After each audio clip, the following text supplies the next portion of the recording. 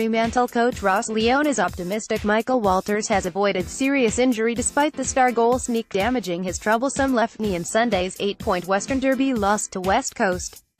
Walters suffered the injury in the first quarter while battling Eagles defender Brad Sheppard for a loose ball, with his knee crashing into the Optus Stadium turf in their duel.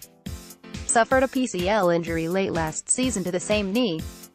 Walters returned to the field early in the second quarter, but was still clearly affected by the injury and promptly returned to the bench in his final act of the day.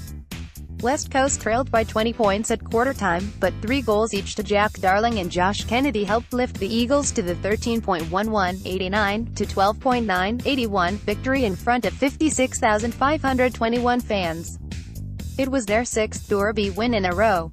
Eagles captain Shannon Hearn, 30 disposals, and Dockers midfielder Lachie Neal, 35 disposals, were tied winners of the Ross Lyon medal as best of field.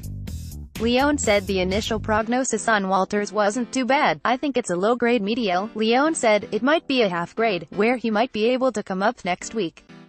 But if it's a grade 1, you're probably looking at 4 weeks, so that's frustrating, because he was looking quite dangerous." Fremantle were lucky to lead 27-7 at quarter-time after losing the inside 50 meters battle.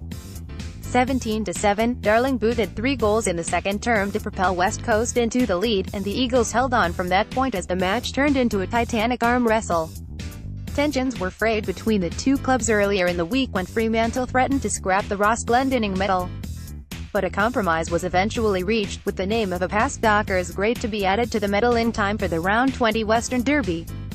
Lyon could see the irony in Sunday's medal winner being a tied affair between both sides. Eagles coach Adam Simpson was happy with his team's performance against Fremantle, but he felt they missed some clutch goals at crucial times. It came a week after West Coast booted 10.19 in last week's 10-point win over Carlton. "We did miss a few easy ones today. That's 2 weeks in a row now that could have possibly hurt us," Simpson said. "Luckily, it wasn't for a loss. We were close to most accurate team in the comp in the first 4 weeks, then the last couple of weeks. While it wasn't epidemic today, there were a couple of misses, but then there was a couple of good clutch goals from out leaders and good players." West Coast, 5-1, are only percentage behind ladder leading Richmond following 5 straight wins.